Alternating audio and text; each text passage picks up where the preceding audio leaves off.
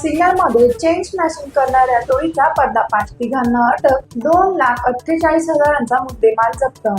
सिन्नर व वावी पोलीस ठाण्यात दाखल करण्यात आलेल्या चेन स्मॅशिंगच्या गुन्ह्याचा तपास करत असताना सिन्नर पोलिसांच्या गुन्हा शोध पथकाने सराईत चोरट्यांच्या टोळीला यशस्वी पर्दाफाश केला आहे. या कारवाईमुळे परिसरात पोलिसांच्या कार्यक्षमतेचे कौतुक केले जात आहे.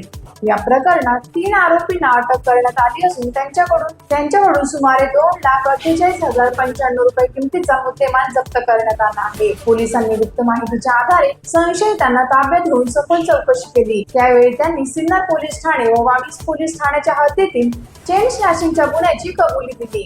आरोपींकडून सोन्याचे दागिने, गुन्ह्यात वापरलेली मोटारसायकल तसेच मोबाईल फोन जप्त करण्यात आले. तपासादरम्यान आरोपींपैकी एकावर यापूर्वी चोरी, दरोडा व मारहाण यासारखे अनेक गंभीर गुन्हे विविध पोलीस ठाण्यांमध्ये दाखल असल्याचे उघड झाले आहे. त्यामुळे हा आरोपी सराईत गुन्हेगार असल्याचे स्पष्ट झाले.